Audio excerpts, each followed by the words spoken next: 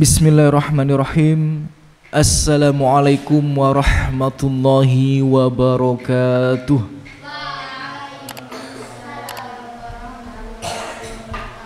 Alhamdulillah.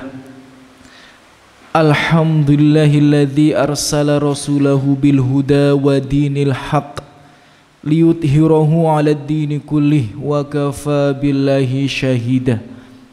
Wassalatu wassalamu ala sayyidinal mursalin Muhammad bin Abdullah wa ala alihi wa ashabihi wa man tabi'ahum bil huda ila yaumil qiyamah.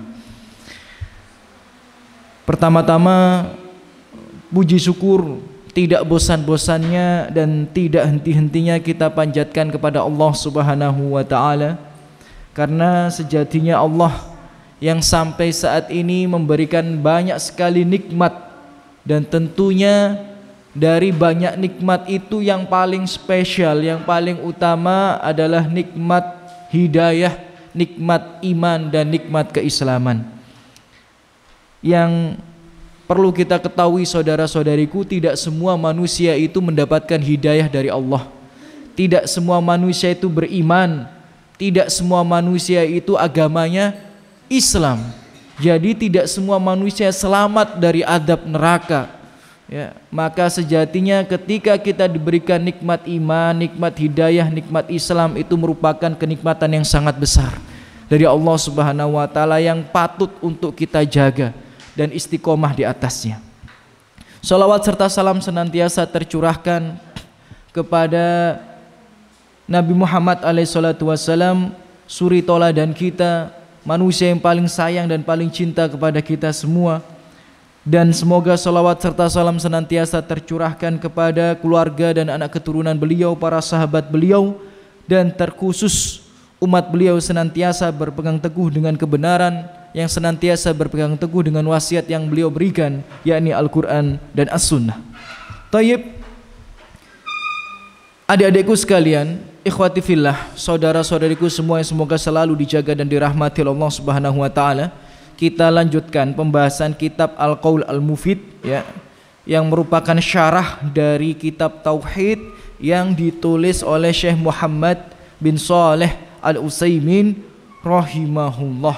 Dan alhamdulillah tidak terasa, ya, 2 tahun perjalanan kita mengkaji kitab ini bersama, belajar bersama, ya, sudah melewati pertengahan kitab, ya, jadi setengah kitab sudah kita kaji bersama. Insya Allah masih ada setengah lagi, ya, jadi hendaknya kita tetap semangat untuk belajar dan mengkaji bersama kitab yang sangat, ya, agung ini, yang sangat mufid ini sebagaimana namanya, ya, insya Allah yang semoga bermanfaat untuk kehidupan kita di dunia dan di akhirat.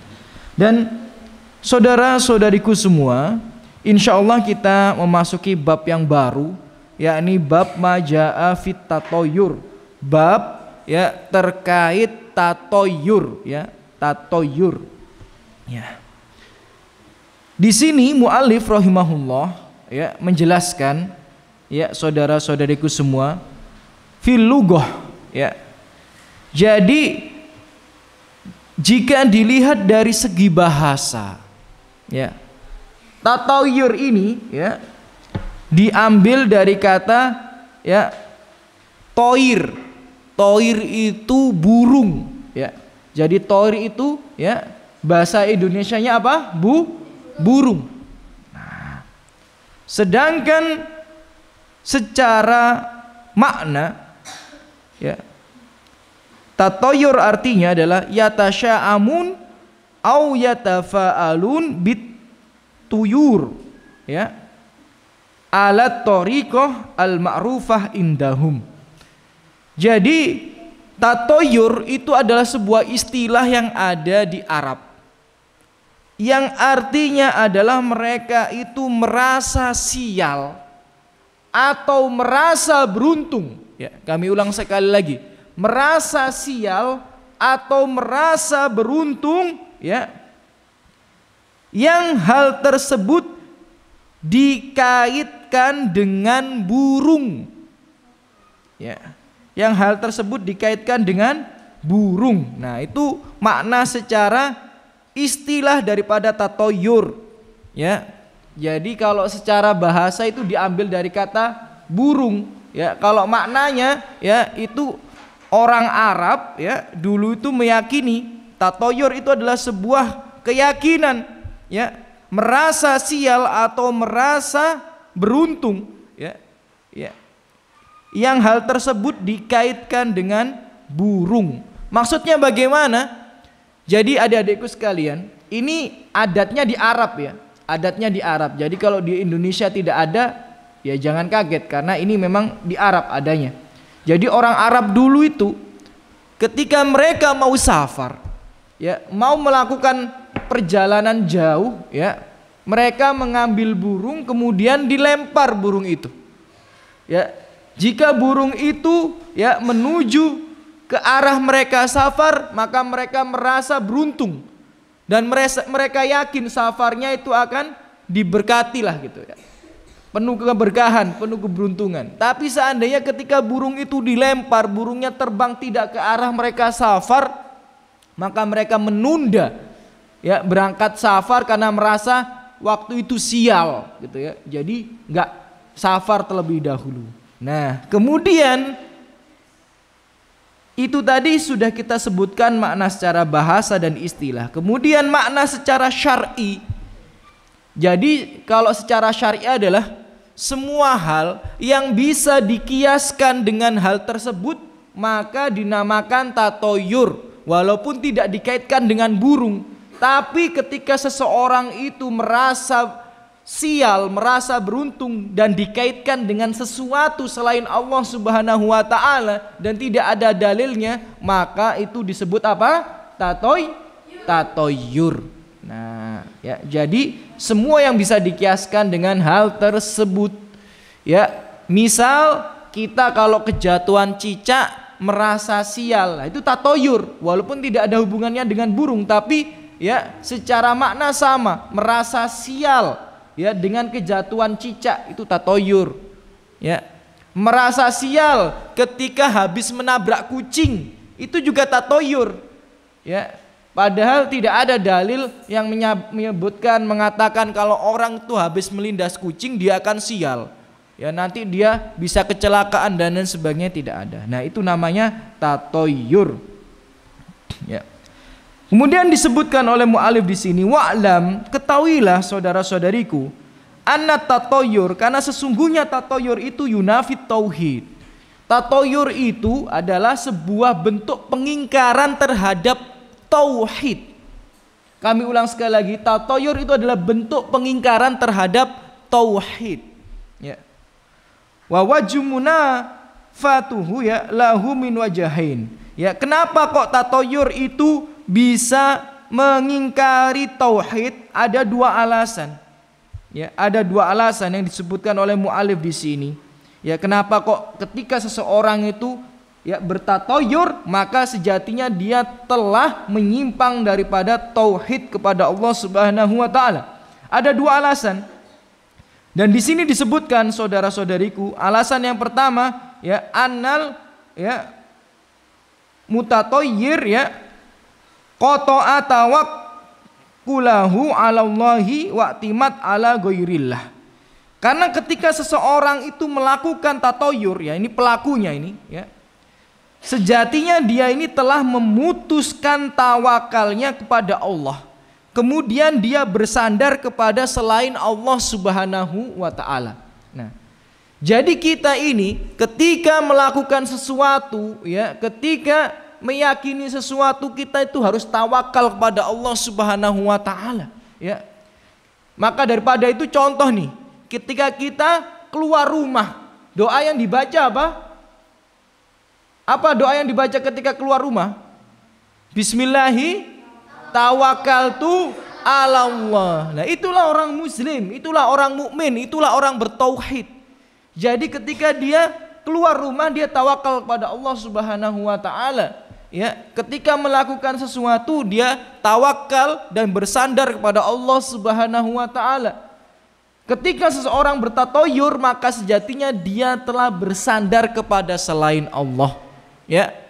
Padahal tidak ada ceritanya ya kalau kejatuhan cicak itu nanti sial. Tidak ada ceritanya kalau melindas kucing nanti sial. Tidak ada ceritanya nanti kalau rumahnya itu nomor 13, tempat duduknya nomor 13, huniannya itu di tingkat 13 itu sial. Tidak ada kisahnya seperti itu. Berarti kita ini sedang menyandarkan diri kepada selain Allah Subhanahu wa taala.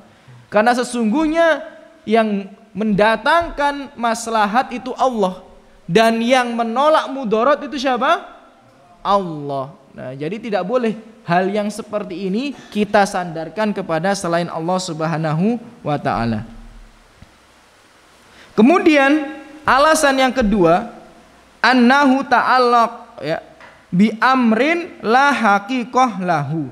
Sejatinya ketika seseorang itu tatoyur, maka dia ini telah bersandar kepada sesuatu yang tidak ada dalilnya, tidak ada hujahnya. Maka ini termasuk khurafat, ya, termasuk tahayul, yang itu ya munafi litauhid, ya, itu mengingkari ketauhidan. Ya, jadi ada dua alasan tadi. Yang pertama karena dia bersandar kepada selain Allah, yang kedua karena dia bersandar kepada sesuatu yang tidak ada dalilnya, tidak ada hujahnya gitu loh.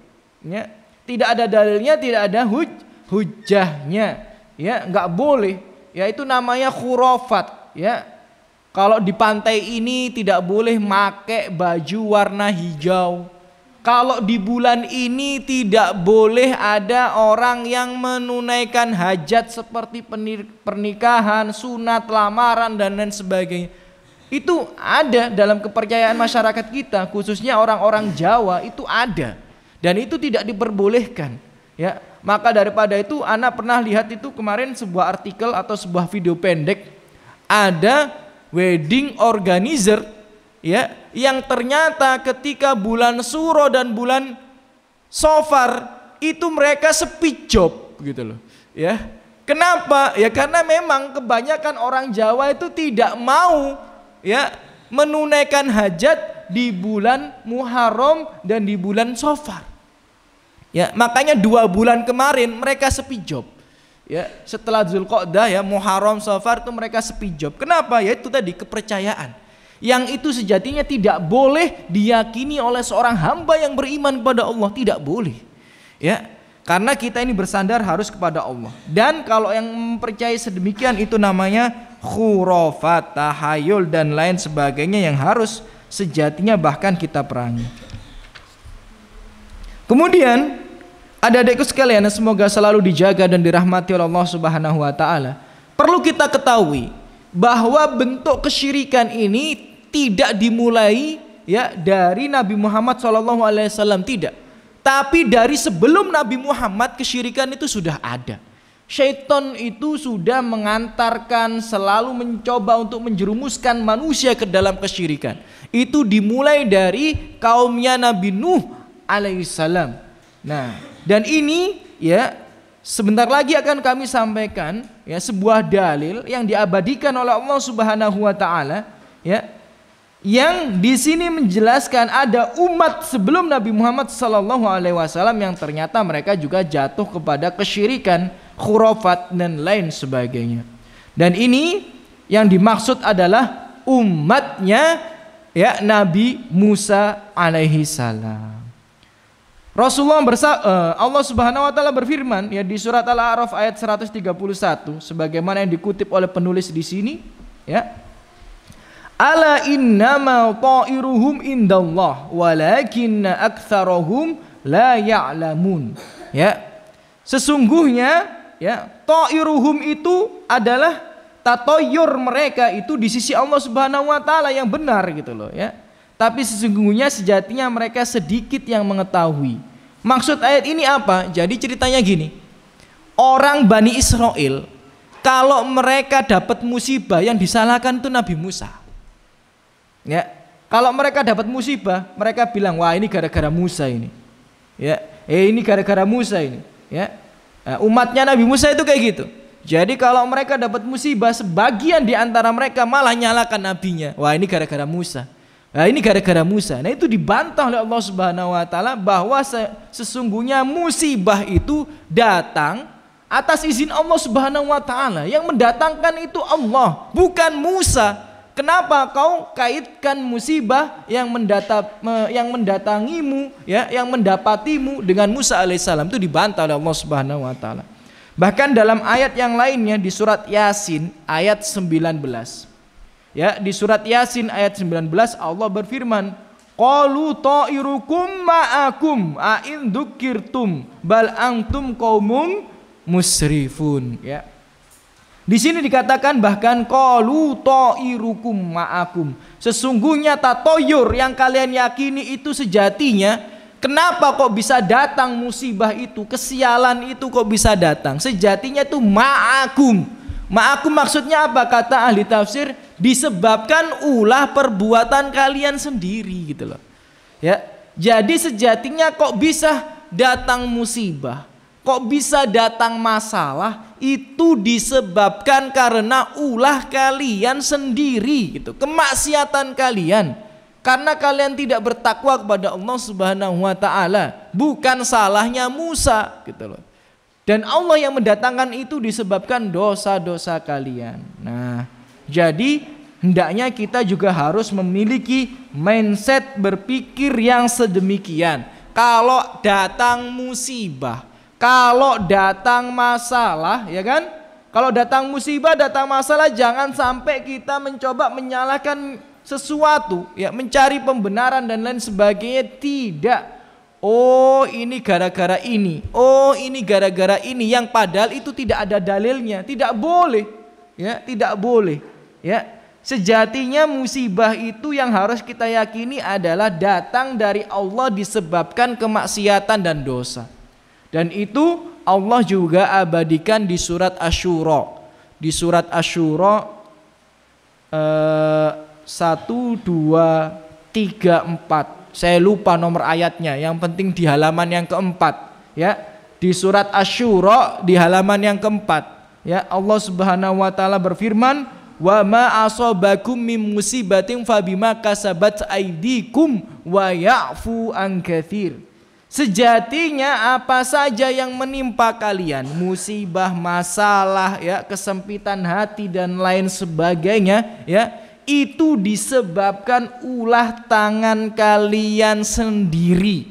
Disebabkan apa? Ulah tangan kalian sendiri. Maksudnya apa? Dosa dan kemaksiatan kalian. Ya. Ya. Wa ma asabakum min musibatin fa bima kasabat aydikum wa ya'fu an katsir. Tapi Allah Subhanahu wa taala memaafkan yang banyak. Maksudnya apa? Sejatinya kalau kita ini diadab dengan semua kemaksiatan dan dosa kita, tidak akan selamat. Ya. Jadi kalau kita ini, ya, setiap bermaksiat diadab, setiap bermaksiat diadab, ya, kira-kira selamat gak kita? Tidak. Kenapa? Karena hampir tidak bisa dipungkiri kita ini terus-menerus bermaksiat selama kita hidup. Ya, siapa di antara kita yang mengatakan saya sudah tidak bermaksiat lagi, Ustadz? Tidak ada. Setiap dari kita itu pelaku dosa. Setiap daripada kita ini gemar bermaksiat, kecuali Allah yang menjaganya. Tapi sebaik-baiknya manusia tetap sesekali, 2 kali, 3 kali dia akan terjerumus ke dalam kemaksiatan. Itu sudah sunnatullah. Kullu bani Adam khata'. Setiap bani Adam pelaku dosa dan maksiat. Ya. Dan seandainya Allah mengadab setiap kemaksiatan yang pernah kita perbuat, gak selamat kita. Karena terlalu banyak kemaksiatan yang sudah kita kerjakan. Maka daripada itu Allah mengatakan wa ya'fu an katsir, dan Allah memaafkan yang banyak. Yang sedikit itulah yang berupa musibah yang menimpa kita. Misal sakit, kesempitan hati, ya, jatuh dan lain sebagainya. Itu ketahuilah sebab maksiat dan dosa. Maka para ulama salaf dulu, kalau ada apa-apa yang menimpa mereka, mereka enggak gopoh, mereka enggak terburu-buru menyalahkan orang lain, kecuali yang pertama kali mereka lakukan adalah menyalahkan dirinya sendiri. Para ulama salaf misal istrinya cerewet, langsung istighfar. Itu mungkin karena maksiat yang pernah dia perbuat. Ya. Misal pembantunya susah diatur, dia istighfar, padahal bisa jadi itu salah pembantunya. Tapi dia beristighfar, oh mungkin ini karena kemaksiatan yang dulu pernah aku lakukan. Seandainya dia menunggangi kuda, kemudian kudanya susah untuk ditunggangi, dia istighfar dan merasa itu mungkin dosa yang pernah dia kerjakan. Seperti itulah orang yang bertakwa. Seperti itulah seorang muslim yang sejati. Ya, harus meyakini musibah itu memang datang dari Allah dikarenakan apa? Dosa dan maksiat yang pernah kita perbuat. Ya, dosa dan maksiat yang kita perbuat di masa lalu. Ya. Kemudian ikhwati fillah, saudara-saudariku semua yang semoga selalu dijaga dan dirahmati Allah Subhanahu wa taala.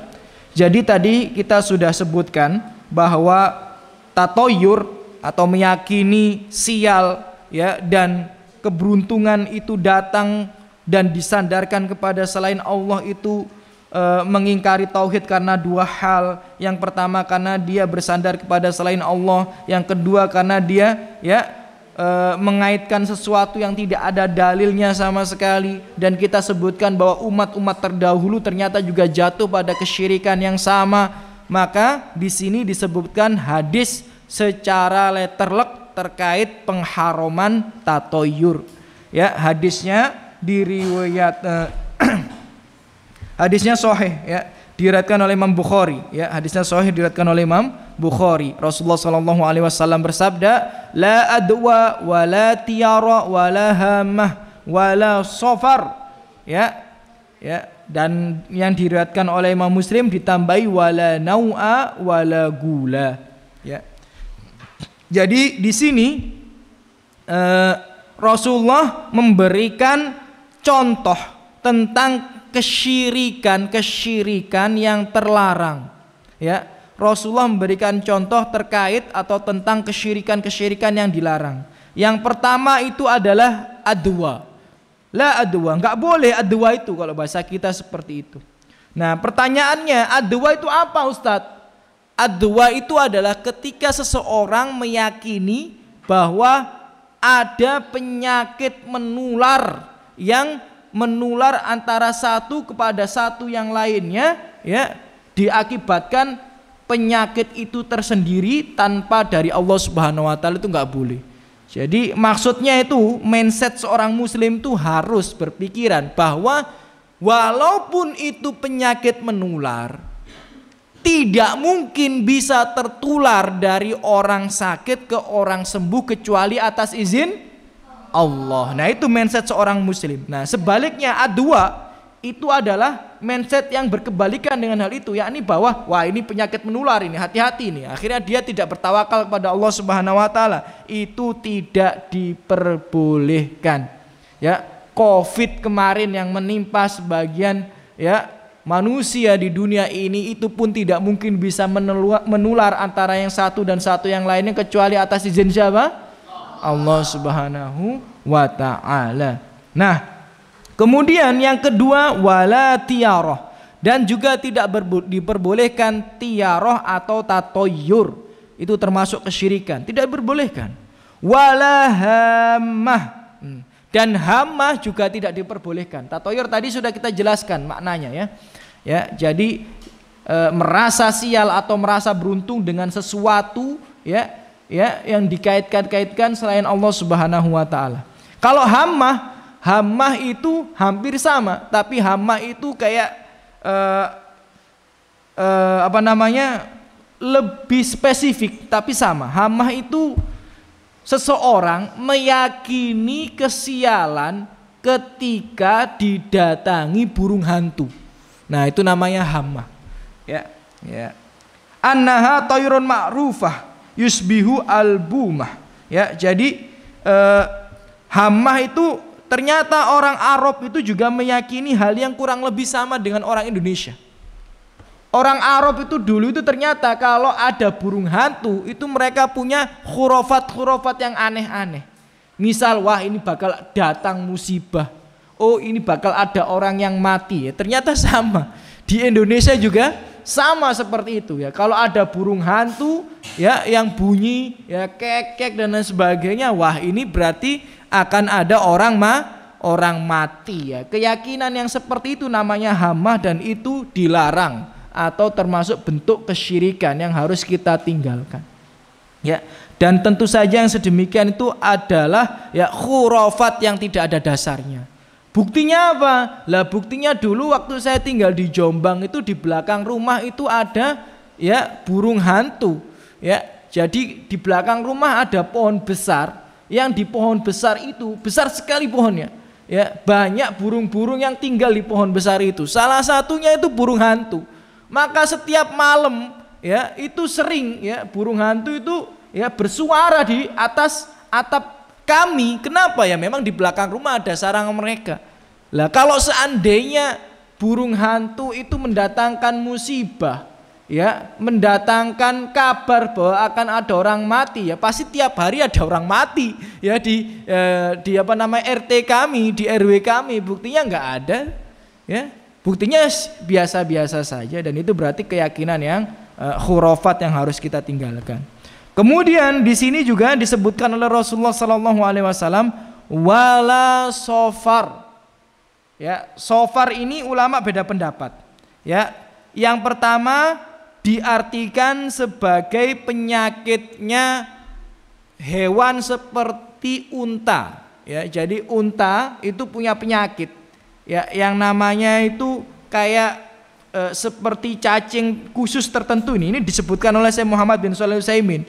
Nah, saya sendiri juga kurang mendalami hal itu, tapi di sini disebutkan seperti penyakit kayak cacing atau penyakit apa gitu yang itu bisa menular ke unta yang lainnya. Dan ini ya tidak boleh kita yakini bahwa itu bisa menular tanpa izin Allah Subhanahu wa taala, tidak boleh. Ya, semuanya menular atas izin Allah Subhanahu wa taala. Itu pendapat yang pertama.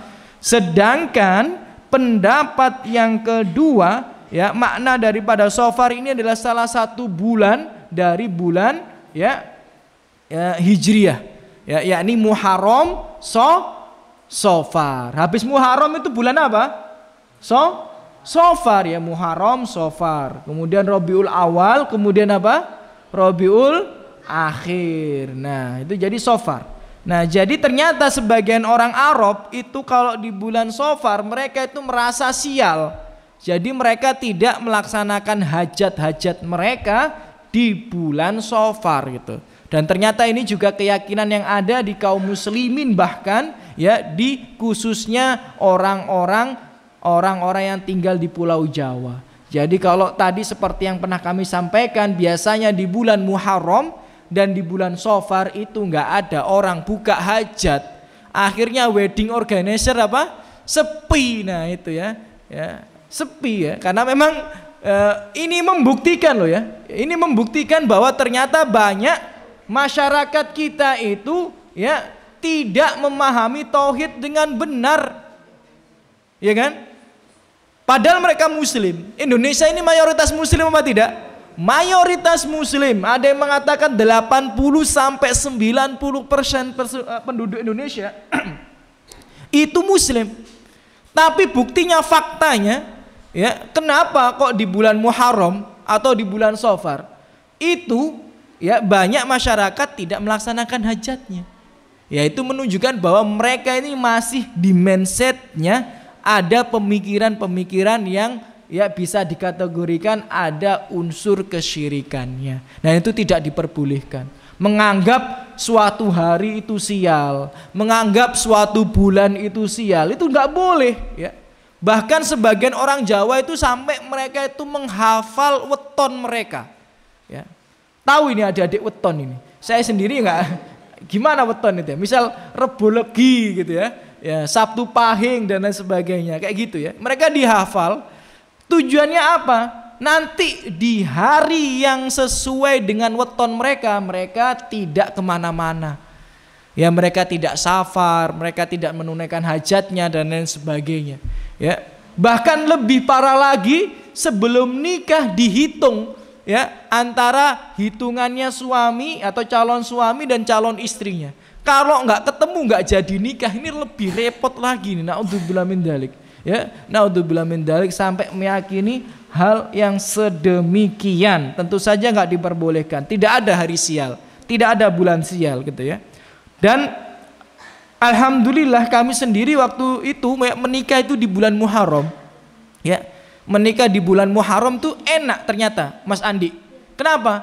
Kalau dadakan itu tetap ya ada yang siap untuk handle gitu loh ya, Mas Andi. Jadi kalau tidak di bulan-bulan Muharram dan bulan Safar kita mau nikah itu kadang-kadang harus diundur gitu ya, karena jadwal wedding organizernya itu padat. Oh, ada di sini tuh. Tapi kalau kita dadakan di bulan Muharram langsung sepi. Ya, mau minggu keberapa saja bisa. Kenapa? Karena nggak ada saingannya, nggak ada yang pesen gitu. Ya, nggak ada yang pesen dan bisa ditawar gitu. Jadi enak gitu. Bisa dicontoh itu ya. Ya, bisa dicontoh ya nanti nikahnya di bulan Muharram atau Safar gitu. Jadi menikah saya dulu agak dadakan ya, habis habis khitbah tidak lama langsung nikah gitu. Tapi bisa, kenapa? Ya kan tadi karena di bulan Muharram gitu ya, nggak usah repot gitu kan, nggak ada yang pesen ya wedding organizer pada waktu itu gitu. Naudzubillah min dzalik. Di satu sisi kita senang tapi di satu sisi kita prihatin. Yaitu menunjukkan bahwa banyak masyarakat Indonesia ini masih meyakini hal-hal yang sedemikian. Kemudian dalam riwayat Muslim masih ditambah ya, wala nau'a. Nau'a itu adik-adik ya, ketika seseorang melihat langit kemudian dia meramal hujan akan datang, hujan tidak akan datang. Nah itu nau'a itu namanya. Ini koncone Mbak Rara katanya ya. ya. Jadi yang seperti itu nggak boleh itu ya. Nggak boleh. Itu termasuk bentuk kesyirikan ya. Itu termasuk bentuk kesyirikan. Bagaimana mungkin seseorang hanya dengan melihat langit kemudian dia tahu ya kapan hujan, kapan tidak hujan, bahkan lebihnya lagi dia katanya bisa mengontrol ya awan itu tadi ya, dipindah awannya dan lain sebagainya. Ya. Naudzubillah min dzalik ya. Naudzubillah min dzalik. Jadi kayak gitu nggak boleh. Tapi kalau ramalan hujan yang menurut BMKG dan lain sebagainya ya diperbolehkan karena itu ilmiah ya. Mereka itu hanya melihat daripada persentase air di awan. Jadi mereka melihatnya dari situ ya. Bukan dari ilmu yang tidak ada dasarnya ya. Tapi kalau dukun peramal pawang hujan, nah itu nggak boleh ya. Melihat langit, melihat bintang ya, kemudian bisa meramal hujan dan bisa mengatur hujan tidak diperbolehkan. Itu termasuk bentuk kesyirikan kepada Allah Subhanahu wa taala. Karena yang mendatangkan hujan itu Allah, yang menahan hujan itu Allah. Jadi manusia tidak ada ikut campur di dalamnya sama sekali. Dan itu termasuk bentuk, saya ulang sekali lagi, kesyirikan. Bahkan bisa masuk dalam syirik besar. Bagaimana mungkin seseorang bisa menahan hujan, bisa mindahin hujan? Bagaimana mungkin ya mindahin hujan hanya dengan ya pukul-pukul ya gentong air. Naudzubillah min dzalik. Ya, kalau kita dulu kecil ya pernah lihat itu ya, tetangga-tetangga itu kalau pengen supaya enggak hujan di rumahnya mereka pasang sapu duk ya. Tahu dengan sapu duk ya? Sapu duk itu sapu lidi dibalik kemudian ditancapi brambang gitu. Ya, itu ada yang pernah lihat ya kayak gitu ya. Saya dulu waktu kecil masih beberapa kali lihat yang seperti itu. Kalau sekarang sudah nggak ada, alhamdulillah. Tapi kalau dulu gitu, kalau hujan sapu duk itu diberdirikan, kemudian ditusuk bawang-bawang di situ, ya. Nah, untuk bila min dalik, ya, nggak boleh ya. Itu termasuk kesyirikan. Kemudian wala gula, dan juga tidak boleh meyakini bahwa ada gul. Gul itu nama seton yang bisa atau diyakini bisa menyesatkan manusia. Jadi kalau dulu orang Arab itu kalau safar kemudian tersesat, mereka itu menyalahkan gula tadi. Wah, ini gara-gara setan yang menyesatkan kita nih, si gul itu. Nah kayak gitu. Nah ini ya sedemikian nggak boleh kita yakini bahwa kita tersesat itu karena Allah Subhanahu wa taala menakdirkan kita tersesat. Gitu ya. Jadi tidak boleh meyakini bahwa setan yang menyesatkan kita dan lain sebagainya ya. Jadi itu salah satu hadis yang menjelaskan tentang haramnya tatoyur dan ya contoh-contoh lain daripadanya yang merupakan kesyirikan pada Allah Subhanahu wa taala. Kemudian ya di hadis yang lain ya hampir sama Tapi Rasulullah sallallahu alaihi wasallam menambahkan, ya, hadisnya diriwayatkan oleh Imam Bukhari juga, ya, dan juga Abu Dawud dan sebagainya. Rasulullah bersabda, la adwa wala tiyaroh. Enggak boleh adwa, itu enggak boleh. Ya, tiyaroh itu juga enggak boleh, tatoyur enggak boleh. Wa yujibuni al-fa'lu. Tapi sesungguhnya yang membuatku takjub itu fa'lu. Fa'lu itu apa? Fa'lu itu kayak husnudon itu, ya. Orang kalau percaya diri itu namanya fa'lu. Nah, itu Rasulullah suka gitu. Jadi kalau kita merasa positive thinking, ya bahasanya itu ya, biar mudah dipahami ya. Merasa kita itu selalu positive thinking, itu ternyata perbuatan yang disukai oleh Rasulullah dan Allah Subhanahu wa taala. Bahasa istilah syar'inya husnudzon. Nah, itu Allah suka, Rasulullah suka. Ya, jadi kalau kita mau melakukan sesuatu, kita yakin Allah akan menolong kita. Insya Allah akan diberkahi. Ya, karena ini kita niatkan karena Allah. Itu Allah suka. Wah, insya Allah sukses ini. Ya, bidnillah dengan izin Allah Subhanahu Wa Taala. Itu Allah suka. Ya, dan harusnya kita selalu meyakini hal yang sedemikian. Ya, walaupun mustahil, tapi kalau kita yakini karena Allah Subhanahu Wa Taala dan Allah mampu mewujudkannya, maka insya Allah akan terwujud. Ya. Insya Allah akan terwujud, ya. Dan saya ulang sekali lagi, Allah dan Rasulullah SAW sangat suka yang sedemikian, yakni selalu berhusnudon dan positif thinking terhadap Allah Subhanahu Wa Taala. Bahkan dalam hadis yang lainnya, ya, dalam hadis qudsi, ya, Allah berkata, ana inda doni abdibi. Sesungguhnya aku itu sesuai dengan prasangkaan hambaku padaku, gitu loh. Jadi insya Allah kalau kita meyakini A, akan jadian A itu. Ya, tapi harus diyakini dengan sangat, diikhtiarkan, tawakal kepada Allah Subhanahu wa taala, ya. Jadi ini bisa kita terapkan dalam semua kehidupan kita. Ya. Ada sebuah kisah, ya. Dalam sebuah hadis yang sahih disebutkan ada seorang laki-laki yang baru hijrah bersama Nabi SAW. Baru hijrah dia. Kemudian ketika baru hijrah ini ikut perang sama Nabi Muhammad SAW.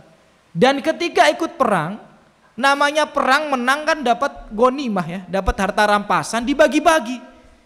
Nah, kemudian sebagian sahabat membagi ke dia, nih bagianmu, ini yang sudah dibagi oleh Rasulullah SAW. Karena dia ikut perang dan menang gitu. Kemudian dia malah marah, nggak terima. Apa ini? Apa ini? Padahal dia dikasih harta rampasan yang mahal, ya. Tapi dia malah marah. Kemudian sahabat bilang, itu, ya, bagianmu yang sudah dibagi oleh Nabi Muhammad SAW. Nah, akhirnya aku nggak mau ini. Akhirnya dia bawa itu harta rampasan perang itu, ya kan, ke Rasulullah SAW yang sudah menjadi bagiannya tadi.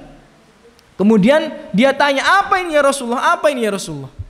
Itu, ya, harta rampasan perang yang sudah aku bagi untukmu, gitu. Karena orang yang ikut perang itu kalau menang dia juga dapat bagian, ghanimah itu dapat bagian dia. Kemudian dia malah marah, kemudian dikasihkan kepada Rasulullah SAW. Aku perang itu bukan untuk ini, aku jihad itu bukan untuk ini. Aku jihad itu agar panah itu masuk lewat sini, kemudian keluar lewat sini. Dia bilang seperti itu di hadapan Rasulullah SAW. Jadi aku berjihad supaya panah itu masuk sini dan keluar lewat sini. Nah, ini hadis ini saya ingat sampai sekarang. Dari dulu pertama kali saya mondok, saya baca hadis ini, ya, dalam sebuah kitab. Sampai sekarang saya ingat dan saya coba praktekkan dalam kehidupan saya. Dan insya Allah datang keajaiban yang sangat luar biasa. Dan ini bisa antum praktekkan dalam kehidupan antum. Dia bilang, saya itu berjihad agar panah itu masuk sini dan keluar lewat sini. Kemudian Rasulullah berkata, intas dukillaha yasdukka, gitu. Kalau engkau membenarkan Allah, Allah pasti akan membenarkanmu. Ya. Ini bentuk tafaul, ya, merasa yakin dengan apa yang akan ia dapati, ya, husnudon kepada Allah Subhanahu wa taala, dan tidak berlangsung lama, ya, berselang lama. Di perang berikutnya dia ikut perang. Apa yang terjadi? Ternyata ketika Rasulullah mencari dia, dia sudah meninggal. Dan ternyata ketika dicari mayatnya, persis, ya, panah itu menancap di tempat ia tunjuk. ya, dan keluar di tempat yang ia tunjuk juga. Masya Allah. Ini namanya ya seorang muslim yang benar. Intas tukillaha yasduka. Jika engkau benarkan Allah, Allah akan membenarkanmu.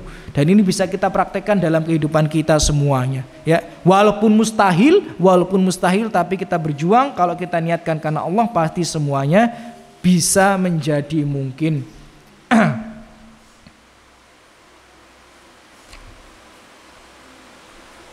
Kemudian di sini, ya, ketika seseorang mencoba ingin berusaha bertawakal kepada Allah Subhanahu wa taala, ya, dan menjauhkan kesyirikan terutama tatoyur dalam dirinya, Rasulullah juga mengajarkan sebuah doa yang diriwayatkan oleh Abu Dawud.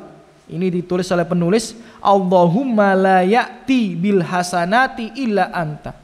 Ya Allah, sesungguhnya tidaklah kebaikan itu datang kecuali darimu. Wala yadfa'us sayyiati illa anta, dan tidaklah bisa ya keburukan itu ditolak. Tidak ada yang bisa menolak keburukan kecuali Engkau ya Allah. Wala haula wala quwwata illa bika, dan sesungguhnya tidak ada daya upaya, tidak ada daya kekuatan kecuali denganmu ya Allah. Nah, ini bisa ya salah satu doa yang kita panjatkan untuk menguatkan tawakal kita kepada Allah Subhanahu wa taala. Allahumma la ya'ti bil hasanati illa anta wa la yadfa'u sayyiati illa anta wa la haula wa la quwwata illa billah. Kemudian di sini ya ikhwati fillah rahimani wa rahimakumullah, saudara-saudariku semuanya, semoga selalu dijaga dan dirahmati Allah Subhanahu wa taala. Ada sebuah hadis yang unik. Uniknya di mana? Di sini dijelaskan bahwa setiap manusia pasti pernah terbesit di dalam hatinya tatoyur. Kami ulang sekali lagi. Setiap manusia itu pasti pernah terbesit di dalam hatinya tatoyur. Ya, hadisnya diriwayatkan oleh Abu Dawud, Imam Ahmad dan Tirmidzi dalam sahihnya. At-tiyaratu syirkun. Sesungguhnya tatoyur itu syirik. Wa ma minna illa, dan tidaklah di antara kita kecuali pernah terbesit di dalam hatinya untuk tatoyur. Ya. Contoh ya, kita ya melewati sebuah tempat angker, pernah merinding apa tidak? Nah, itu termasuk pernah terbesit di dalam hati kita tatoyur itu ya, merasa takut kepada selain Allah Subhanahu wa taala. Dan itu ternyata wajar. Ya, jadi kalau pernah terbesit ya tentang kesialan, tentang keberuntungan pada suatu hal dan lain sebagainya, yang itu bisa dikategorikan tatoyur, itu wajar. Tapi harus kita lawan.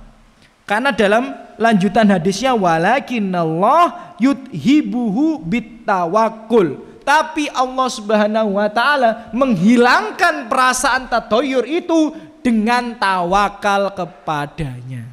Jadi boleh kadang kita mungkin ya pernah merinding melewati tempat yang serem, tempat yang angker, tempat yang gelap dan lain sebagainya. Ya wajar, itu manusiawi. Tapi ingat, itu harus kita lawan. Dan kalau kita tawakal kepada Allah, kita selalu berserah diri kepada Allah, yang seperti itu semua akan hilang. Ya, akan hilang gitu ya. Jadi nggak boleh terus-terusan ya. Kalau adik-adik ya, saudara-saudariku semua lewat tempat kemudian agak merinding, nggak boleh takut. Pertama merinding boleh, kemudian harus dilawan. Ya, harus pasrah kepada Allah Subhanahu wa taala. Kita yakin nggak ada yang bisa memberikan mudarat kepada kita kecuali Allah Subhanahu wa taala. Maka berdoa ya, bisa itu ya. Hilang rasa perasaan seperti itu kalau kita ya bertawakal kepada Allah Subhanahu wa taala. Ya. Kemudian dalam hadis yang lainnya diriwayatkan oleh Imam Ahmad, man raddat tayyarah ya an hajatihi faqad asyraka.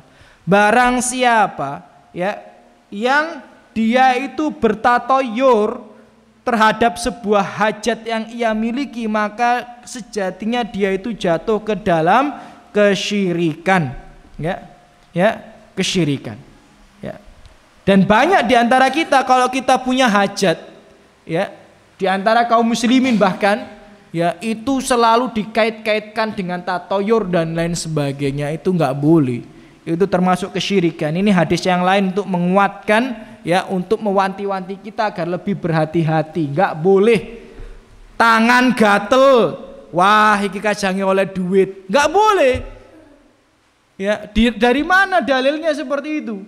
Ya kalau tangan gatel bentar lagi oleh duit, sak bendino ae gosok nang, ya, suket-suket, ya, ben gatel sak bendino, ya, biar dapat uang sak bendino. Ya nggak bisa seperti itu. Ya, nggak ada dalilnya ya seperti itu. Ya, bahkan pernah saya dialog, ya, ngobrol-ngobrol sama kerabat jauh, ya, kerabat jauh, kemudian ya silaturahim keluarga besar gitulah, ya, kemudian ngobrol-ngobrol, ternyata dulu dia itu ketika menikah dipesani sama ustadznya, loh, ustadz tuh si meseni, ya, kurang apa coba ya, ya, dipesanin sama ustadz sama kiainya buat tidak mandi 3 hari, masya Allah. Supaya apa? Supaya tidak hujan. Wah, ini kenyataan ini, ya, kenyataan ini kerabat jauh ini, ya, pernah dulu dialog atau ngobrol sama kami. Ternyata pesennya itu 3 hari nggak boleh mandi supaya saat hajatnya itu dilaksanakan tidak hujan. Yang ngomong ya ustadznya, orang pinternya dia gitu ya. Bayangkan orang, ya, harusnya menikah itu yang laki-laki kan harusnya wangi gagah, ya. Yang perempuan ini harusnya rapi cantik, tapi diharamkan atau tidak diperbolehkan mandi gitu ya. Terus akhirnya saya tanya, loh berarti sampean biyen itu pas nikahan itu nggak mandi mas gitu? Ya gak mandi aku, gak ada. Astagfirullahaladzim. Ya, naudzubillah min dzalik. Ya, bagaimana ya yang sedemikian itu sampai bisa tertanam dalam mindset seorang yang beriman kepada Allah Subhanahu wa taala, kok bisa gitu, ya, kok bisa percaya sama yang sedemikian gitu. Maka benar kata orang bijak, kenapa dukun sama peramal itu dikatakan orang pinter? Kenapa kok dukun sama peramal itu disebut orang pinter? Kenapa? Karena yang datang kepada mereka itu orang bodoh gitu. Ya benar juga ya. Kenapa kok dukun sama peramal dikatakan orang pintar? Karena yang datang kepada mereka itu orang bodoh. Ya, orang bodoh yang datang pada mereka ini. Ya, bagaimana orang yang ngawur seperti itu didatengin, dibayar lagi. Naudzubillah min dzalik. Bahkan yang pernah itu ya, ada dukun tobat itu. Ya, kita pernah dengar ya, Ki Joko Bodo ya, tahu ya Ki Joko Bodo yang dulu kan dukun, tapi katanya sekarang sudah tobat. Itu dulu pernah diwawancarai siapa saja yang datang kepada dia, ini kata dia ya, versi dia ya. Yang datang kepada dia banyak sekali, ada artis, ya, ada orang-orang yang mencalonkan diri mau jadi pejabat dan lain sebagainya. Bayangkan orang-orang yang kaya raya berpendidikan mau memimpin bangsa, datangnya kemana? Dukun. Ini bagaimana bangsa bisa maju kalau pemimpinnya aja datangnya ke dukun gitu. Ini kisahnya Ki Joko Bodo dulu ya. Ketika jadi dukun katanya yang datang ke dia itu banyak ya.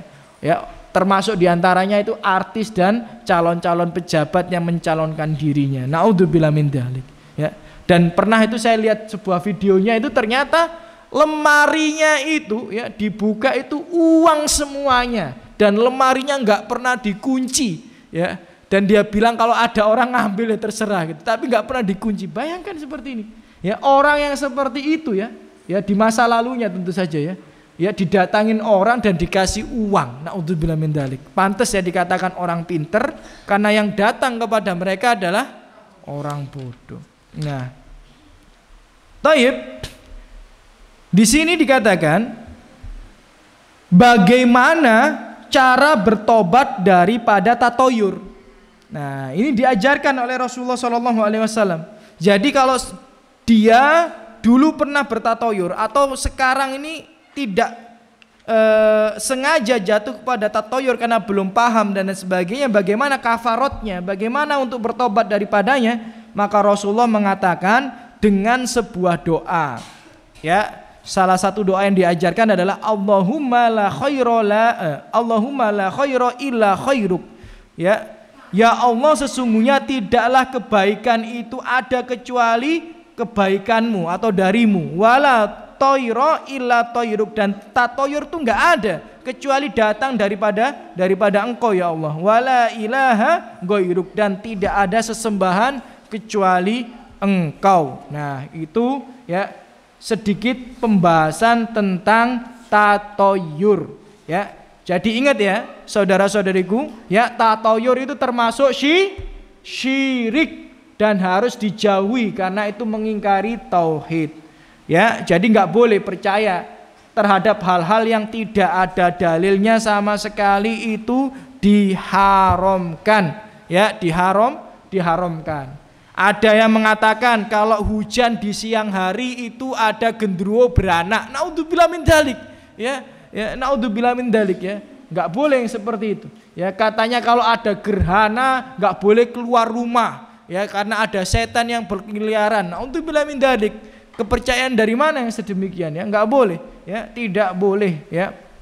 Tidak boleh. Kalau makan enggak boleh di luar rumah. Ya, katanya nanti tidak berkah dan lain sebagainya. Naudzubillah min dzalik ya. Tidak boleh ya. Yang sedemikian itu kita yakini itu tidak boleh ya. Kalau ada keyakinan tidak ada dalilnya dari Al-Qur'an dan As-Sunnah, maka harus kita hindari. Yaitu sekilas tentang penjelasan tatoyur.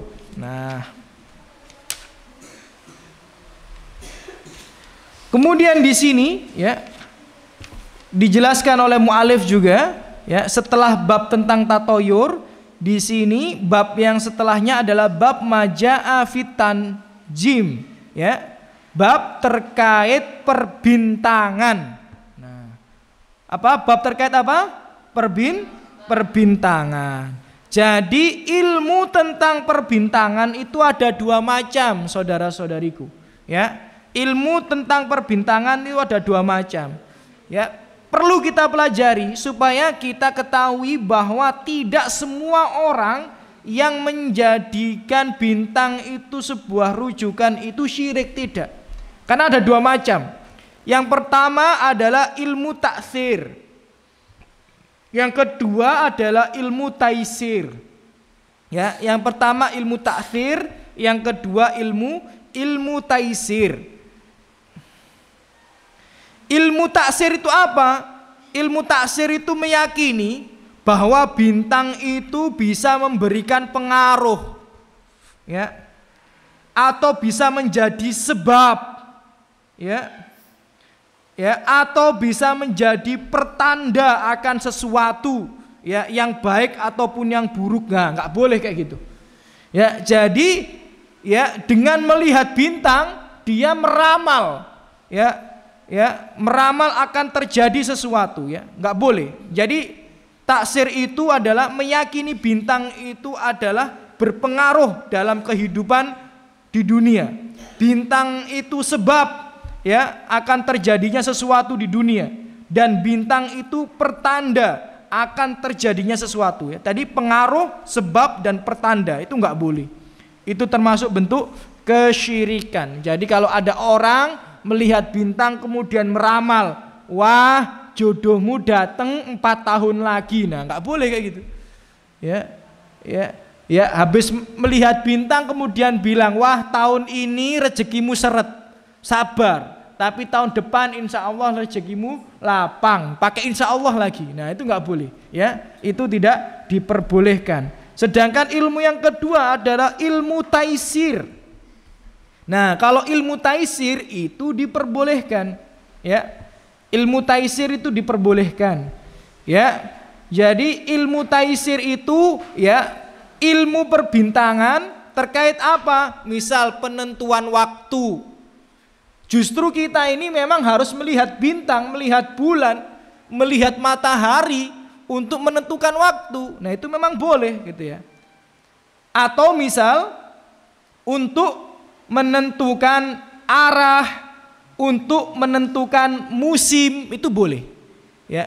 Jadi memang ya Sampai sekarang saja banyak nelayan itu kalau melaut mereka nggak butuh kompas. Hanya dengan melihat langit mereka sudah tahu arah. Wah ini arahnya sana, wah ini arahnya sana, hanya dengan melihat bintang di langit. Itu boleh. Atau untuk menghitung musim, itu juga boleh. Jadi ada bintang-bintang tertentu yang akan keluar pada musim ini, ya akan hilang pada musim ini. Nah itu boleh. Ya, itu dari zaman dulu sampai sekarang itu digunakan dan itu diperbolehkan. Jadi kalau ada dasar ilmunya atau ilmiah maka diperbolehkan. Ya, diperbolehkan. Ya. Jadi untuk menghitung waktu tadi ya, untuk melihat arah, untuk menghitung musim ya, itu diperbolehkan. Jadi tidak semua ilmu perbintangan itu haram, tapi memang ada yang diharamkan. Yakni kalau menjadikan itu adalah sebuah sumber atau sebab atau dia pertanda, maka itu termasuk kesyirikan. Bahkan dalam hadis yang diriwayatkan oleh Imam Bukhari, Qatadah berkata, khalaqallahu hadin nujum li salasah. Sesungguhnya bintang itu diciptakan Allah untuk 3 hal. Yang pertama zinah lis sama, ya, untuk hiasan di langit. Kemudian yang kedua warujumal lisyayatin, untuk melempar-lempar syaitan yang mencuri kabar di langit. Ya, jadi bintang itu ya diciptakan untuk 3 hal. Yang pertama adalah untuk hiasan di langit, dan yang kedua untuk melempar syaitan. Maksudnya melempar apa? Melempar syaitan yang mencuri berita. Jadi syaitan, jin-jin itu yang jahat itu suka ngopeng berita di langit kemudian diberitahukan kepada dukun. Dan ya bintang-bintang itu digunakan untuk sebagai peluru melempar mereka yang mencuri ya berita di langit itu. Kemudian yang ketiga wa alamat yuhtada biha, dan tanda-tanda yang bisa dijadikan petunjuk daripadanya. Petunjuk apa tadi? Petunjuk untuk menghitung waktu, petunjuk untuk melihat arah, petunjuk untuk menghitung musim dan lain sebagainya. Jadi itu diperbolehkan. Tapi kelanjutannya wa man ta'awwala fiha ghairu dzalik. Siapa yang mempergunakan untuk selain itu, selain 3 hal itu, ya akhto'a, maka dia telah melakukan kesalahan. Ya. Wa adha'a nasibahu, ya, wa takallafa ma la ilma lahu bihi. Sesungguhnya dia telah ya tidak bersandar kepada Allah Subhanahu wa taala, nasibnya itu tidak disandarkan pada Allah Subhanahu wa taala, dan dia telah meyakini atau mewajibkan pada dirinya sesuatu yang tidak ada ilmu daripadanya, maka enggak boleh, ya. Jadi kalau kita masih ya percaya sama ramalan bintang, misal kalau dulu itu sering ada di majalah-majalah ya kayak Cancer, Leo ya, apalagi ya Pisces dan sebagainya, itu haram untuk diyakini, ya haram untuk diyakini. Bahkan dalam pertemuan sebelumnya kita bahas untuk bertanya saja itu 40 hari sholat itu ditolak, tidak diterima. Itu bertanya ini tidak dibenarkan. Apalagi kalau bertanya fasaddaqahu, kemudian dibenarkan, maka dia jatuh ke dalam kesyirikan dan batal keimanannya kepada apa yang diturunkan kepada Rasulullah Shallallahu Alaihi Wasallam. Kemudian di sini ya kita tutup dengan sebuah hadis, ya Rasulullah Shallallahu Alaihi Wasallam bersabda, salasah la yadkhulunal jannah. Ada 3 golongan nggak mungkin bisa masuk surga. Ini kata Rasulullah loh ini ya. Ini riwayat Ahmad ya Ibnu Hibban. Ya, hadis yang diriwayatkan oleh Imam Ahmad dan Ibnu Hibban dalam sahihnya. Ada 3 golongan nggak mungkin dia bisa masuk surga. Apa saja? Yang pertama mudminul khomer, pemabuk. Orang yang pemabuk dengan minuman keras sampai mati belum tobat, maka hampir mustahil dia bisa masuk surga. Kemudian waqati'ur rahim, ya waqati'ur rahim, orang yang memutuskan tali silaturahim. Tali silaturahim itu adalah dengan kerabat, ya. Berantem dikit dengan orang tua diputus, udah nggak pernah silaturahim dengan orang tuanya.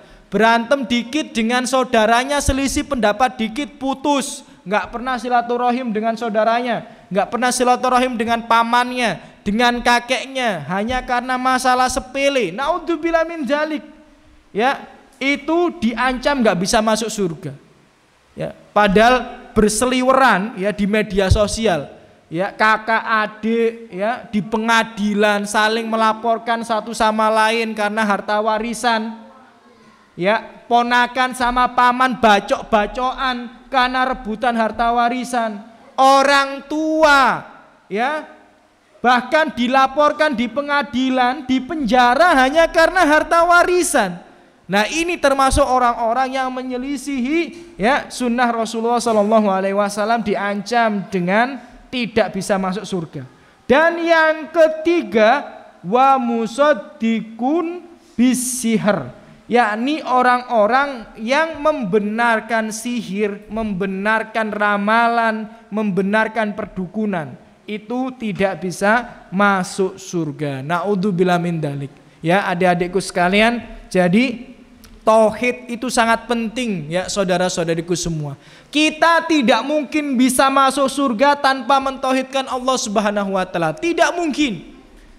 Ya, walaupun kita melaksanakan sholat 5 waktu, walaupun kita puasa, walaupun kita zakat, bahkan walaupun kita haji.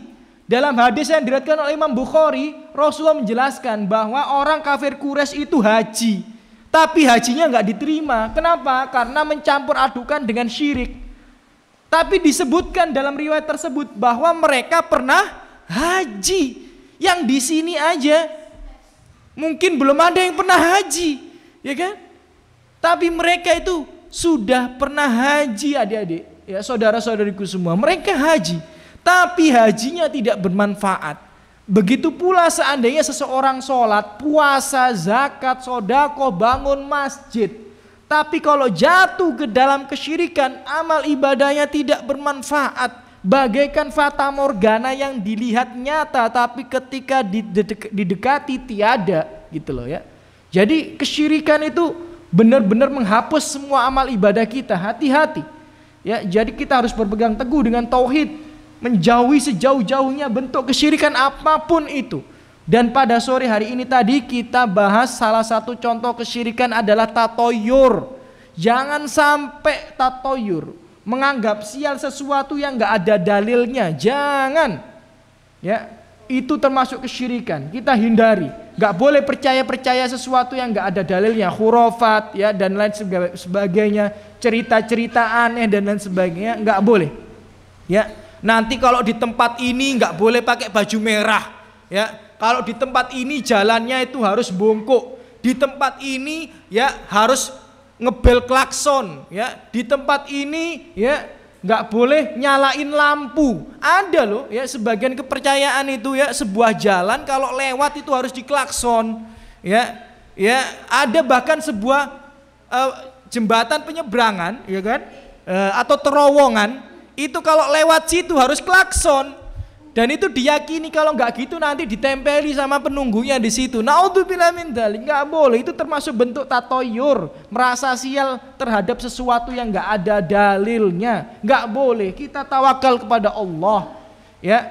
Nggak usah takut sama setan, ya. Nggak usah takut sama jin-jin yang tidak bisa memberikan mudarat tanpa izin Allah Subhanahu wa taala, ya. Nggak boleh.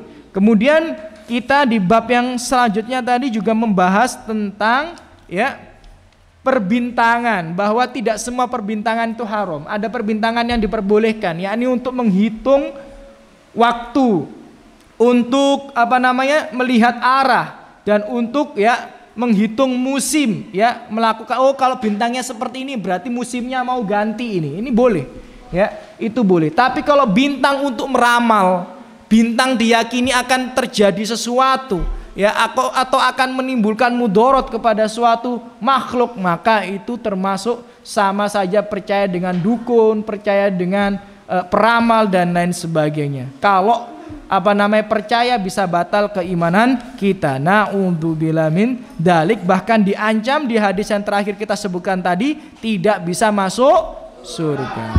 Ya, mungkin itu yang bisa kita pelajari bersama pada sore hari ini ya. Semoga sedikit itu menjadi pengingat kita ya, menambah wawasan kita supaya kita lebih berhati-hati agar tidak jatuh dalam kesyirikan, karena kesyirikan itu macamnya banyak.